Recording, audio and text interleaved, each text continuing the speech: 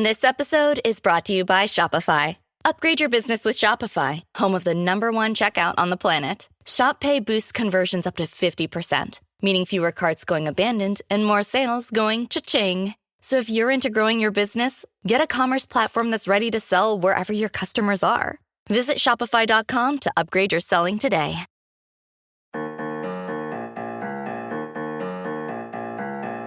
You're listening to the Reversing Climate Change podcast by the team at Nori, the carbon removal marketplace. This is a show about the innovators and entrepreneurs developing solutions to climate change. Hello and welcome to the Reversing Climate Change podcast with Nori. I'm Ross Kenyon. I'm the creative editor at Nori. Today I have with me Scott Carney, investigative journalist and anthropologist, as well as the author of the New York Times bestseller, What Doesn't Kill Us. Hey, Scott. Hey there. How you doing? Good. Thanks for being here. And I also have Dr. Jason Miklian, senior researcher at the Center for Development and Environment at the University of Oslo. Hi, Jason. Hi. Thanks so much for having us. It's my pleasure. I wanted to do more episodes on geopolitics and climate change. So I was really happy to have this book land in my lap.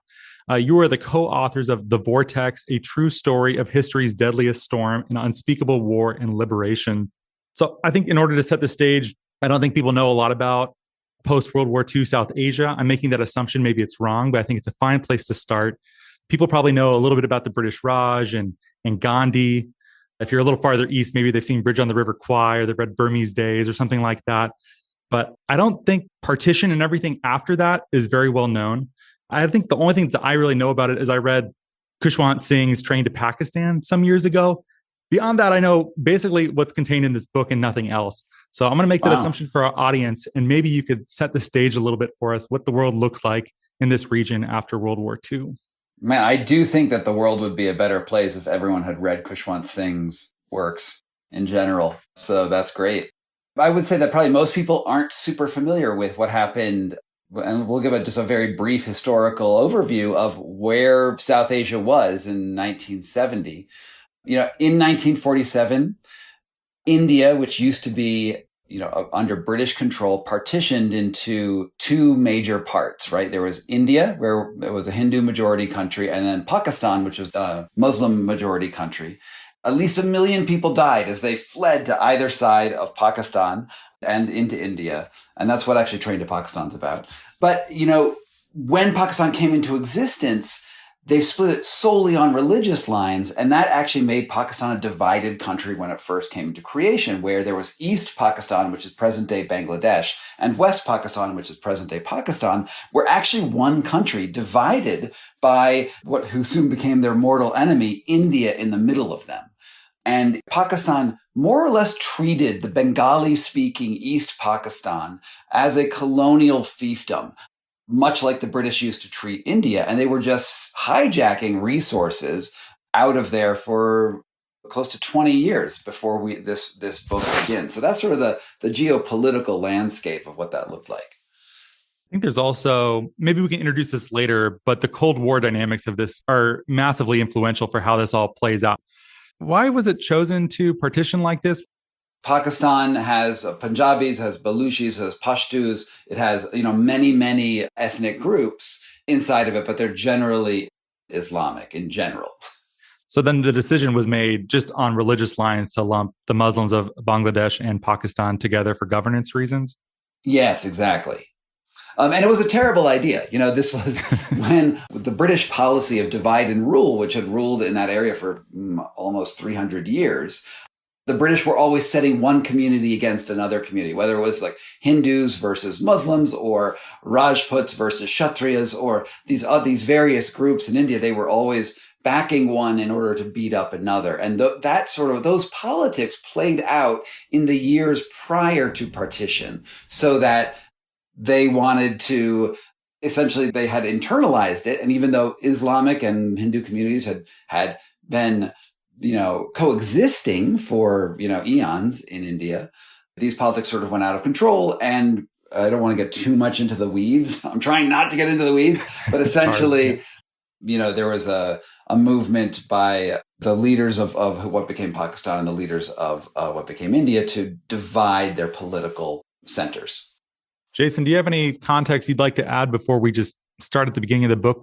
Yeah, I think that what we've talked about so far is just We don't talk about it too much in the book, actually, because of the exact reasons that Scott mentions. This is a really big and a really complicated issue. And it was driven by the fact that the British were actually trying to reduce violence. But, as a peace and conflict scholar, you see this many different places around the world, where if you start dividing up arbitrary lines between people, between ethnicities, it can actually create a lot more violence down the line. So one of the hardest paragraphs that I think we had to write in the entire book was to distill all of these 20, 30, 40, 50, 60, 70 years of history into one quick paragraph. And it was, I think it's one that we wrote and rewrote like 15 different times. So, and this is all to say, if you're interested in that portion of it, there are probably a dozen different fantastic books, both fiction and nonfiction, that address the particularities of why India was divided in the way it was. But for us and for this book, it's just that historical background that helps to explain why the situation was what it was when we launched into the book in 1968. Why frame this book as one about climate emergency or climate crisis? Yeah, so in 1970, the deadliest storm in human history, which is the Bhola Cyclone, smashed into the coast of what was then East Pakistan and killed, again, 500,000 people in the course of a few hours. And over the plot of the book, we just basically trace how that, when it landed on the coastline, its fallout was not only on the lives of the people who drowned that night, but in the political systems that it crashed into, and how that fallout just sort of exacerbated and magnified as we went forward in time 2 years later. And, you can think of it as like a domino effect, right? You have the storm, and that flips a major election that was happening in Pakistan. When the election didn't go the way of the established leadership, they decided to retain power by committing genocide, killed 3 million people in the course of a year. That kicked over into a refugee movement of historic proportions where people are fleeing into India. And then India responds by invading Pakistan. And this war is just, you see this sort of blowing up and this constant ratcheting up of violence all the way until we get to the Cold War powers are involved, where India is a Soviet ally, Pakistan is an American ally. And it ends up with a moment where we have the Soviet fleet facing off against the USS Enterprise, the capital ship in our arsenal. And we come within an hour or so of firing nuclear weapons at one another. Now, this all starts because of a storm. And, although we can't say, nor would we say that the Bhola Cyclone was caused by climate change, those aren't the sort of statements that we really make in this anymore. But we can say that in a future of climate change where we have increasingly violent and destructive storms, that every one of those storms is a roll of the dice and where it lands and what sort of vulnerable political landscape it lands in. And we're going to be rolling those dice more and more frequently. So the entire book is looking 50 years into our past and saying this is an allegory for what we might expect in the future. Jason, as someone who studies peace and conflict, is maybe a theme that I could draw out of this, that climate emergencies provide opportunities to escalate conflicts in very severe ways. Is that an okay generalization?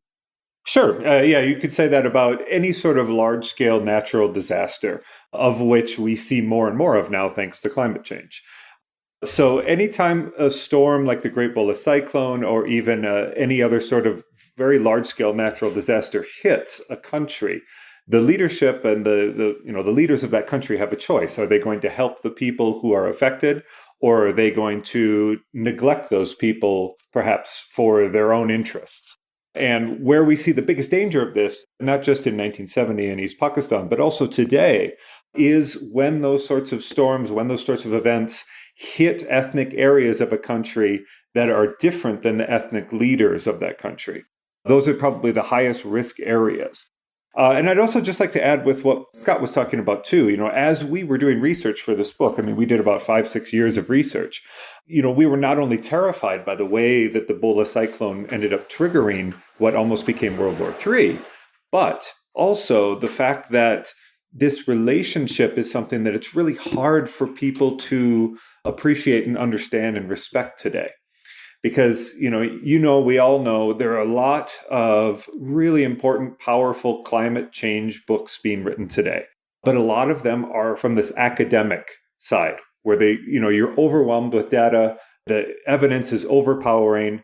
But the audience for those books is very often people who already believe. And what we wanted to do was go beyond people who read David Wallace Wells, go beyond people who read Michael Mann, and reach those people maybe who aren't as interested or who don't really understand or care about wanting to pick up a big, thick climate change book. So this book was written in the form of a nonfiction action thriller to help people understand what these relationships are through people that actually felt them. But it's still a big, thick climate change book, to be honest. It's 500 pages, so let's just be a little bit of a tone. Yeah, there's an audiobook version of it too, if you'd like that instead. Yeah, writing this as a creative nonfiction exercise, assuming that's the appropriate genre taxonomy to apply to this, seems like this is kind of made for cinema too. Have you been interested in trying to sell those rights? From your lips to Riz Ahmed's ears, yes, we are absolutely out here trying to turn this into a movie because it was what Jason was sort of alluding to. That one of the problems with climate change and this narrative that we keep on pushing about it is that we have intense anxiety about something that's very difficult to do anything about outside of like governmental large institution things. And it just feels so hard to do anything. And one of the beauties of the Vortex and working on this project is that you see the effects of this storm and people have to take action right now. And, the person who survives the cyclone has obvious things that they need to do. And I think that the era of climate change that we live in, it's mostly about anxiety. Right? It's mostly about looking at what's about to happen. And I'm sure it's coming, right? It's going to be here in no time. But it doesn't feel like what you need to do is obvious. Now, if you're actually surviving a storm, the effects are so obvious. Look, I climbed up the tree and now I have to go give food to the people in my island who are surviving while 90% of the island dies. We have to go fight in the revolution. And I believe, and I have this hope, that once climate change kicks over into the next step, we're going to be out of the age of anxiety and we're going to be into the age of critical and immediate action. And I don't really see a way out of that. Jason, I think, is a little bit more optimistic than I am. But I am, for instance, a big proponent of the Thwaites Glacier, the Doomsday Glacier. And I really think that when that thing drops and you see Miami disappear, people are like, oh, climate change is obvious. And like this plays out in my life. This plays out in other people's lives. And then the actions you need to take are going to be real and impactful and immediate. I think this is a powerful story and a good case study to point to. I think a lot of people, when they think about climate change and the dangers of it, it's mostly things like, polar bears or Miami going underwater or something like that, when really you see it as the catalyst for ethnic cleansing, for intergroup dynamics that are truly scary, war, refugee crises, populist backlashes against refugees, stuff. That's really what I'm scared of. Am I correct to be scared of that principally? Yeah, I think that that's a really important component to this too. So are you right to be scared about it? Yes, absolutely. This is very much underrepresented in what we talk about when we talk about the danger of climate change today. And I think that one of the really important things we bring out in the book is that it doesn't matter necessarily where the original climate event happens. In 1969, East Pakistan was not on anyone's geostrategic radar. Neither the United States nor the Soviet Union cared really much at all about it beyond caring about every little part of the world as part of either the domino theory or whatever theory you want. But what happened is, as Scott mentioned, when larger and larger powers got drawn into the conflict, it became a global configuration. So the question is, does a storm in Mozambique today have the same sort of potential? And we would argue that it does, because it's, when these sorts of storms not only hit places that have, as you mentioned, like low socioeconomic development, low state capability, they're also hitting in different places.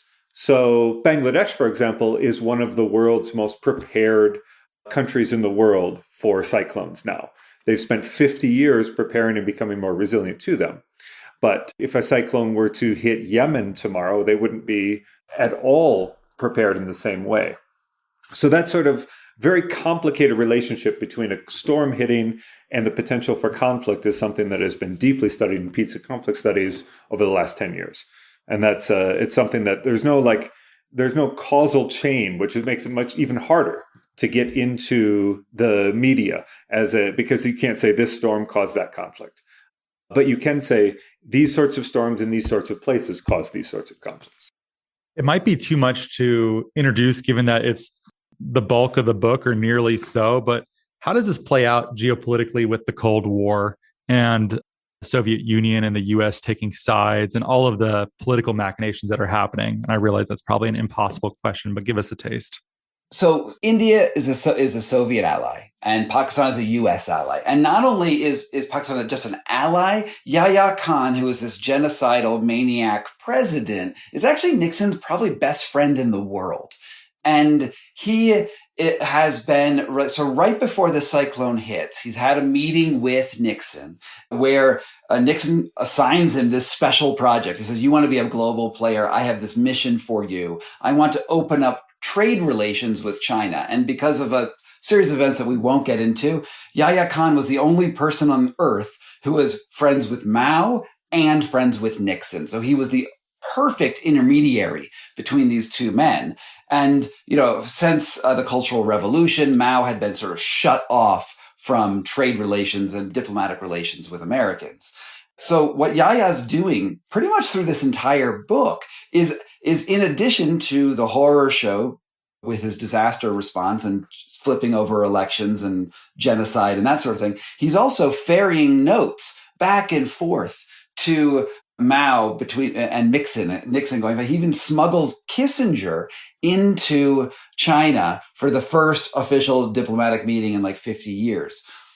So this is sort of the background. And in return, Nixon is agreeing to send arms to Pakistan so that when we get to the point after the storm, Yahya Khan, there's this election that doesn't go his way, and then he starts killing people, and he kills 3 million people with American bullets, American tanks, American arms, American planes.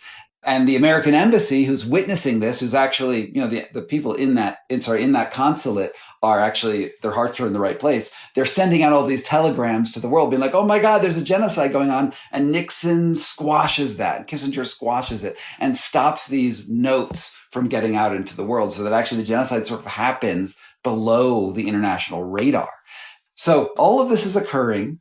And then as the pressure ratchets up, and these refugees go out, and India finally decides to invade with the help of the Mukti Bahini, who are the freedom fighters, who are the people who are armed, sort of like our Ukrainian, the people who are defending Ukraine right now. This army flies over the border and is about to take Dhaka, which is the capital of East Pakistan at that time. It's about to become Bangladesh. And Yahya Khan says, look, I need to call on my big friend Nixon, and he needs to send in ground troops to East Pakistan. And Nixon actually sort of responds to this. He said Vietnam is waging not so far away, and he sends in the American carrier fleet, the USS Enterprise, which is the strongest military vessel on the planet, has hundreds of nuclear bombs on it, has an air wing that could totally eradicate a nation's air force in no time. And that steams into the Bay of Bengal with orders to destroy the Indian Air Force and potentially launch nuclear weapons if it needs to. Indira Gandhi, who's the leader of India, asks for help, and the Soviets respond as well. And they send in this fleet of submarines and missile cruisers from Vladivostok, and they actually cut off the Americans. And then we get into this very, very tense moment where the Soviets have said that you cannot let the American carriers move past this arbitrary red line in the sea, but they haven't communicated where that line is to the American fleet. And as the USS Enterprise motors forward, the Soviet captain realizes that he's in this really, really tough spot because he has to start World War III if they just propel themselves forward a little bit. And he makes what is tactically a very, very dumb move, is he sends 3 of his nuclear subs. He has actually quite a few vessels under his command, 3 of his nuclear subs in front of the Enterprise, and he surfaces them in front of the Enterprise as sort of like a visual signal to be like, do not pass us. Tactically, that's really dumb. If you're in a submarine, you want to go fire your nuclear torpedoes from secrecy, but he actually surfaces them in front. And we have this sort of Wild West gunfight going on in the Bay of Bengal. And the only reason that we don't get to the next step, because Kissinger is saying maybe we should just start lobbing nukes, that we've collected that from the Watergate tapes. The only reason that doesn't happen is because the Mukti Bahini and the Indian forces take Dhaka that day.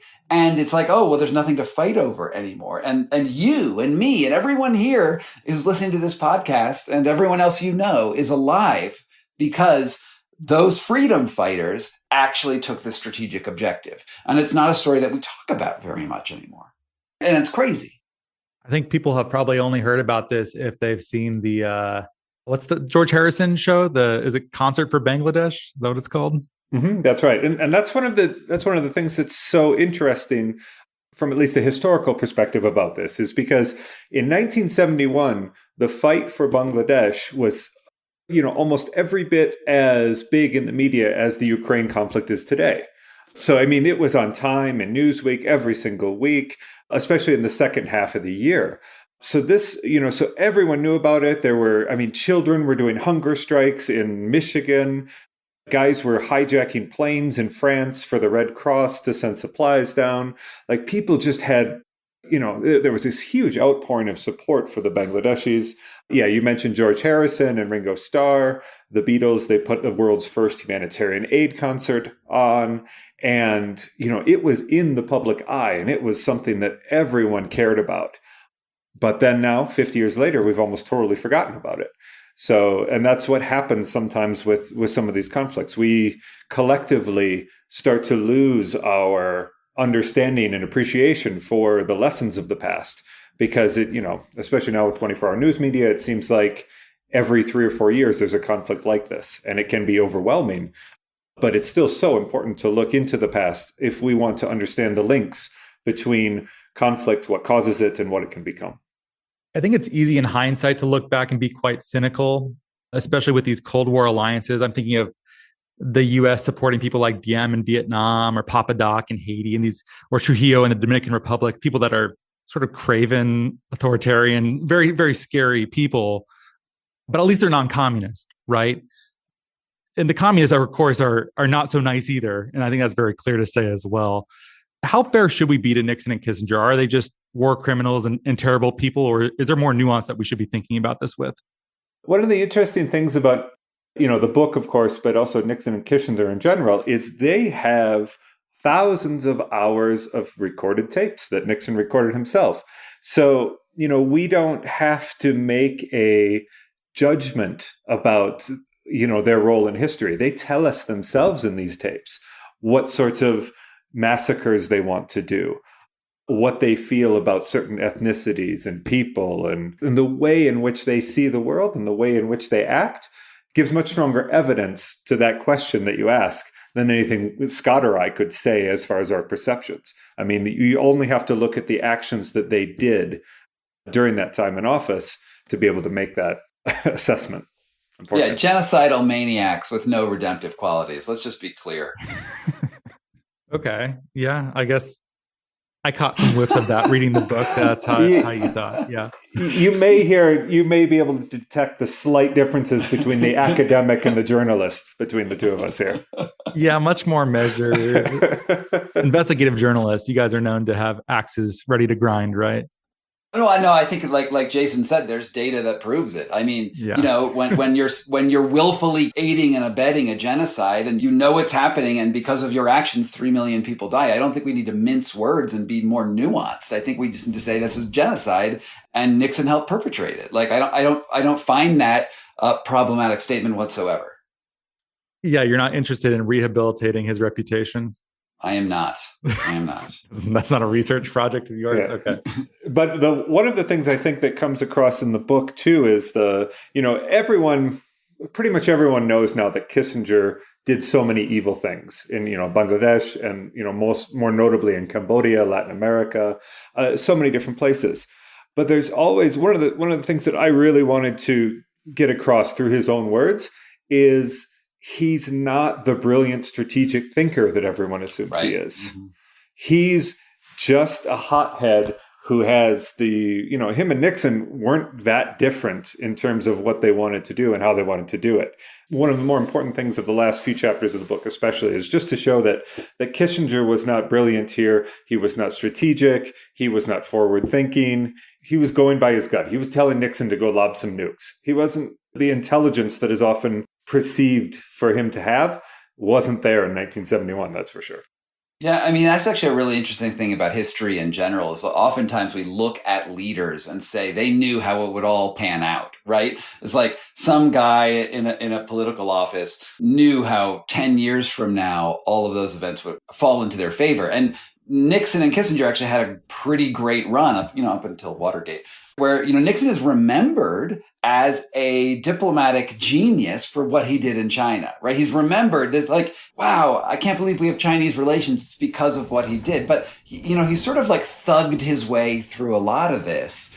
And I think a lot of this is happenstance, and a lot of his reputation is in many ways unearned.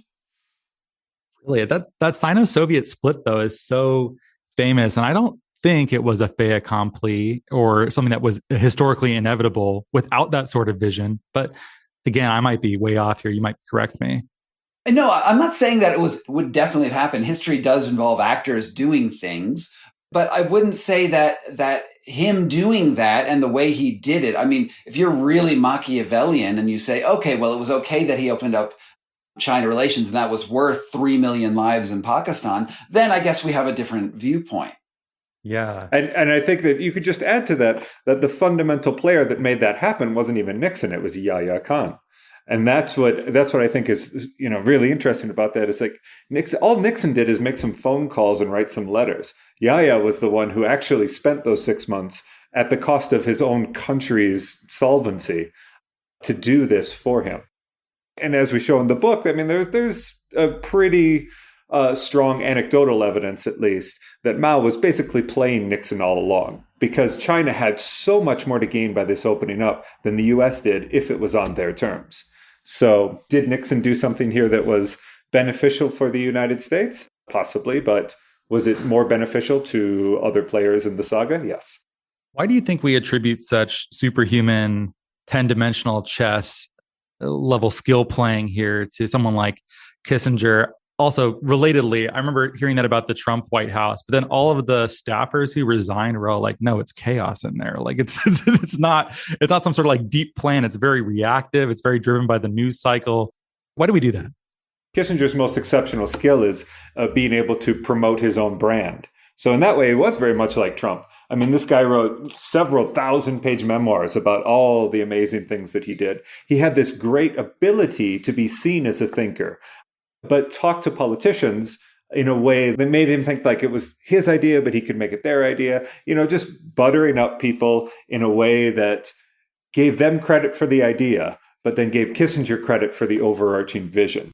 This simplifies Kissinger a little bit. Of course, he was a monumental figure in American foreign policy, but his record isn't necessarily one that you would want to be proud of or write a memoir about. He was able to, and he's still alive.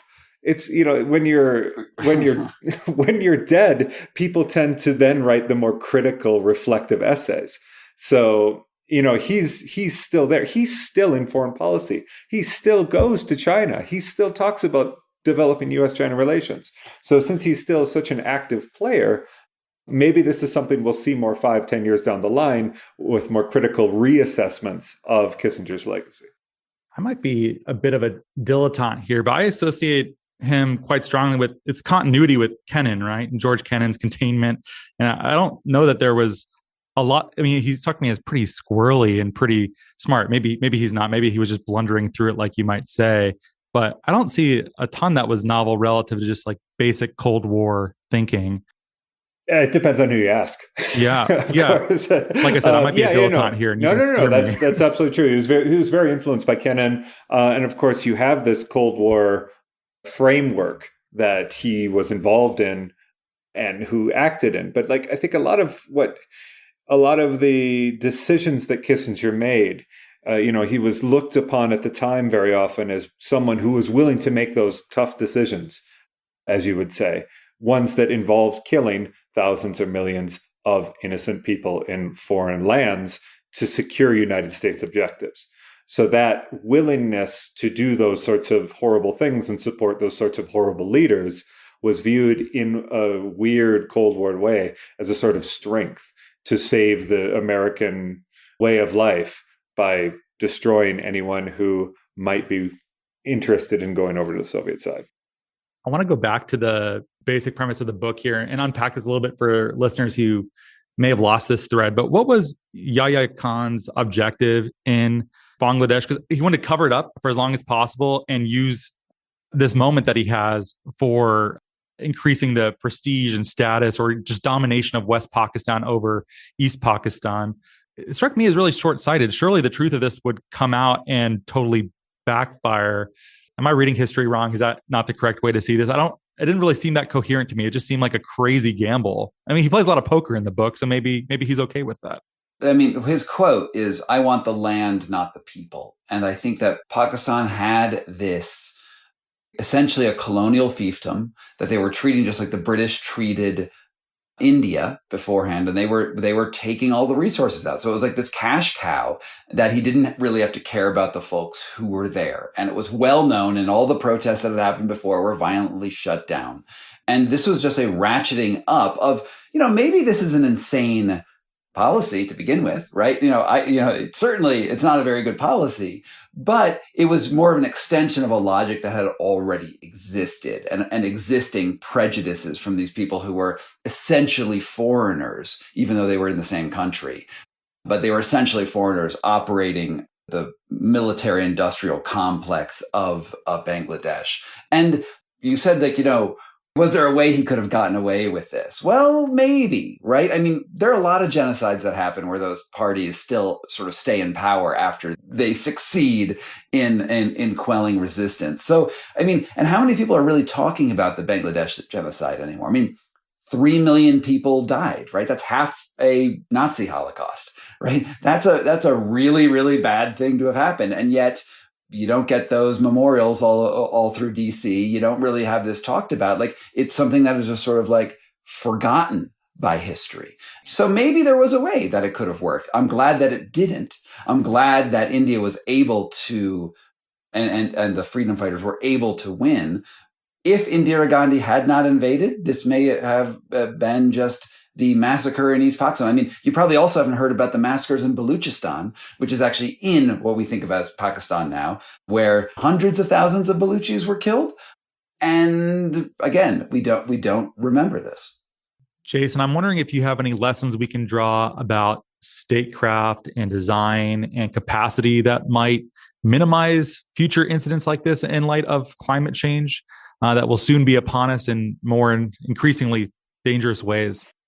Yeah, and apologies to your listeners. We started with climate change, and now we've gone all the way over into 1970s geopolitics. It's all connected. It's my show, and I want to know about it, so it's fine. Great. We'll take a few more left turns and then get back on the right road. No, I think that, getting back to what we were talking about earlier, I think that one of the most important lessons that we have right now is something that there was a recent academic article by Tobias Eide, which I think summarizes this really succinctly. It was a 40-year study of climate and conflict. And it said that in the sorts of places like we talk about in the book here, like anywhere that has large populations and political exclusion of ethnic groups and perhaps underdevelopment, almost 1/3 of the conflicts and wars that have started in those places over the last 40 years were preceded by a climate disaster within 7 days. So this is a huge and super important trigger that we are not reflecting upon at all right now. And it's so important not only to recognize how quickly conflict can start after these events, but the role of local political leaders in either sparking that conflict or quelling it. I mean, we also have, thankfully, that is still 2/3 of the data set says that did not happen. And very often that's because political leaders make the choice to help people that are suffering who maybe aren't in their ethnic group. If you think about it, like in the United States, imagine, if a hurricane hit Texas right now, there's no question that the Biden administration would help Republican-held areas. But, that was a big question during the Trump administration. Like, would he use the power of the office in order to punish his political opponents in a time of crisis? Thankfully, we didn't have that sort of big example, and America's institutions. Well, we sort of did when he pulled wildfire funding out of California. In a way, but not to that scale, and not in a way that would trigger conflict between groups in America. So our institutions are stronger, but that doesn't mean that they are completely immune. And if we keep putting stresses, even in a place like the United States, it can be a trigger for conflict. So that's the most important contemporary lesson, I would say, is to recognize this relationship and to recognize that helping those who are of a different ethnic or political group than your own during these times can make the difference between an event that can bring people together and one that tears society apart. Is there anything that can be done by a listener ahead of time on that, besides just talking with people who may not see eye to eye with you on everything, trying to have trans group, I don't know, solidarity, or at least just affinity? Is there more to it than that? It's a great question. And, at the individual level, like this was Scott was talking about a little bit earlier too, is like this question of more of climate change in general, but also with the climate conflict link in particular. Do we want to scare people into action? Do we want to say, look, this is going to destroy society unless you make friends with someone across the aisle? Or do we try to tell a story of hope? And we recognize that even in these impossible situations, there are people who are able to achieve the impossible and bring societies together. Now, it's a really difficult question, I would say. I think that at an individual level, you can, of course, support the sorts of people and the sorts of institutions that are designed to not only provide aid after big events, but also recognize the political consequences of it. But I don't know, Scott, do you have any suggestions? I'm a little bit stumped on that one. Well, I mean, I think that with many things in this world, it comes down to some level of empathy, which is also the reason why we wrote our book through the eyes of these characters and these people who live through these events. Because, one person dying, that is a tragedy. 1 million people dying is a statistic. And when it becomes sort of a them versus more the subjective understanding of what people are going through. And the way we got onto this book initially is Jason and I were on the Indo-Bangladesh border doing a story for Foreign Policy magazine about a wall that India had built all the way around Bangladesh. It's a 2,300 kilometer wall. And every kilometer there is an armed guard who has orders to shoot somebody who crosses the border. And people get shot all the time as they cross the border fence. And we came after this 13-year-old girl had died actually on the wall. She was actually caught in the barbed wire, and they shot her while she was on the barbed wire. And her corpse hung there for 3 days as both the Indian border security force and the Bangladeshi border security force were trying to negotiate how to take her down. I mean, we sort of arrived right on the heels of this moment, and we're trying to figure out, well, why did India build this wall? And it all traced back to the Bhola Cyclone, right? It all traced back to the deadliest storm in history when millions and millions and millions of people crossed this border. And so what India has essentially done here is they have said, look, that we know that there's going to be climate refugees at some point in the future. And that's their stated purpose. They're like, this is for climate refugees. And they're anticipating that this fence will be a critical barrier in stopping that, which is on the face of it insane, right? If you have millions of people trying to cross a border, a bunch of barbed wire with some armed guards is not the way you should be dealing with that situation. And I think that to some degree, we need to start looking at other humans as people instead of just objects of damage to our own society. And how we solve that, I don't know. Maybe we all sit around a campfire and sing Kumbaya. I mean, that's a possibility. But we can start by just telling their stories. And that's really what I am as a storyteller, is we need to get into people's lives, and you need to have some level of empathy. And that's going to be one of the many places it starts. And I'll just add to that, especially in the American context. I mean, it's not that you think about this just happening in faraway places. A big driver of what the Trump administration called the climate caravan, or the migrant caravan, was driven by climate change. These are people coming from Central America who have been forced off of their land for a number of different reasons, many of which are due to slow burn climate factors. So when you have thousands of people trying to get to the United States, what is your level of empathy for those individuals, like Scott is saying? And this is something that very much transcends political lines, because there is a relatively strong anti-immigration belief by many people in the United States today. So what is your opinion of those people? And have you thought about why they are at the US-Mexico border now? And what can we do to help those people, both increasing immigration, for example, or also providing more support and aid to the countries that they're coming from to help them adapt and be more resilient to climate change so they don't have to move in the first place? What should bring the humanity more together than climate change, right? I mean, at some point when we talk about the most disastrous outcomes that climate change could wreak on us, whether it is through warfare or even just we hit 5C in like 150 years, which is still a possibility, right?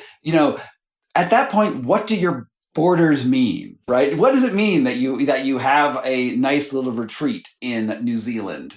What does any of that matter? And I think that we need to get a little bit beyond, at some point, our own selfish, internal looking, short focus mindset and get a little bit outside of ourselves and realize that we are all in this together. Yeah, I thought you said you didn't want to get by the campfire and sing Kumbaya, Scott. Yeah, I don't really like the campfire idea, but I do want to say that look what happens in Ukraine right now. Okay, in Ukraine, we have a pretty clear aggressor here, Russia, right? But in this moment of crisis, a lot of the world, which was very fractured beforehand, the NATO alliance was getting frayed. Both sides of America like a year ago was terrible, and now we have this sort of hinting that we realize that there are bad things that can happen, and that if we work together, we can do something about it. And there's a great deal of hope right now. It's too bad that this has to happen only through war. But climate change is essentially also a war.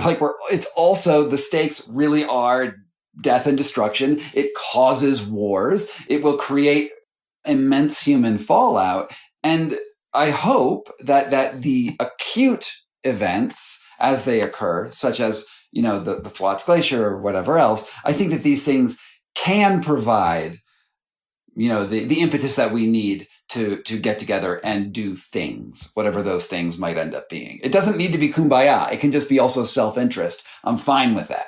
Are either of you willing to speculate about how climate crisis might play out between the countries named in this book, Bangladesh, Pakistan, India, China? How might an incident in one of these countries affect the others? Are these relationships bad? I imagine Pakistan and Bangladesh probably still are not super close. I know Pakistan and India are famously if nuclear war breaks out, there's like a 1 in 3 chance it starts there. I don't know. Speculate wildly for us.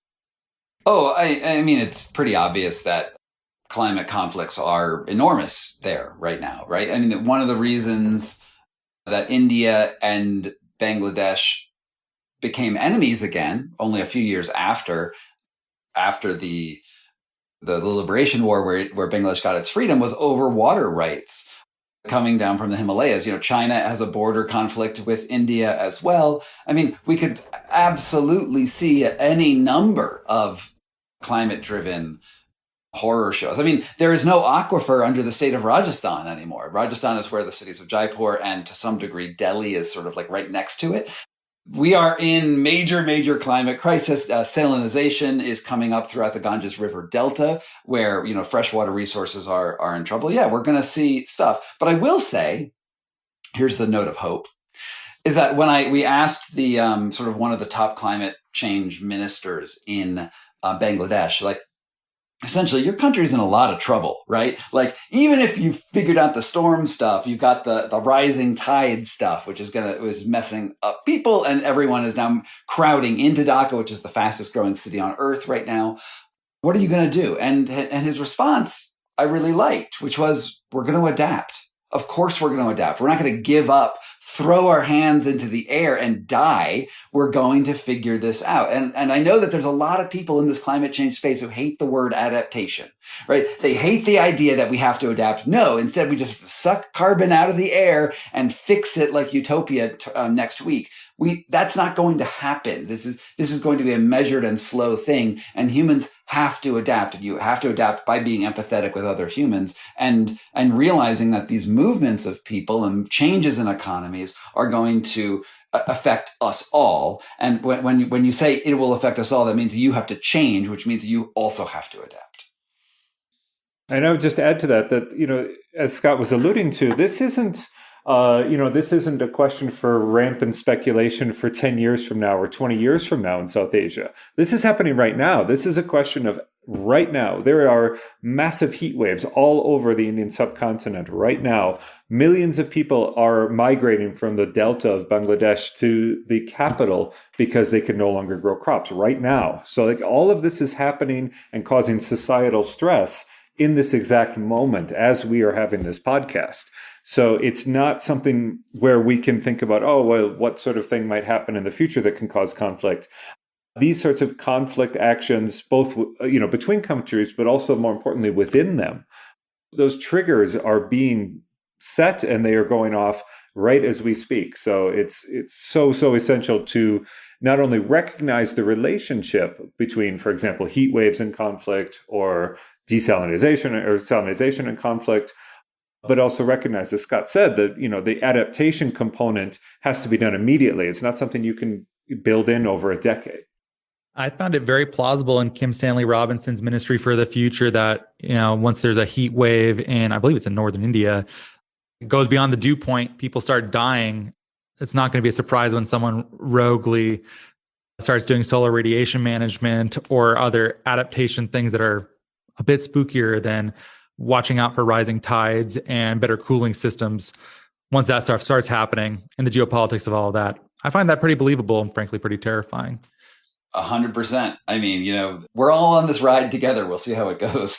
Wow. We forced a little optimism there at the end. Well, we can start wrapping it up here. Is there anything that we didn't cover that you'd like to, or you feel pretty happy with it, both of you? No, I feel like this is great. I'd love you guys to check out the book. It's called The Vortex. We also have a YouTube channel. It's on mine. It's SG Carney. And we've got some related videos and content on this and, mailing lists, all of the things that people generally have. We'd love you to check it out and appreciate your time. Anything from you, Jason? I'll just copy everything Scott said and say thank you so much for having us on. And we really appreciate the chance to talk about the book and also about this very tricky and difficult climate conflict relationship, because it's something that I think perhaps many of your listeners especially maybe want to try to contextualize and understand and even do something about. And that's really what we're all here for in the end. Well, it's my pleasure. The book is called The Vortex, A True Story of History's Deadliest Storm and Unspeakable War and Liberation. Definitely recommend it. I wish more stories like this were being told. I feel like many of the stories do not take this sort of human, societal, intergroup conflict lens. I think it's really important. It's a great book. There's also a great audiobook version of it too. Thanks so much for listening. Share this podcast with a friend and have a lovely day.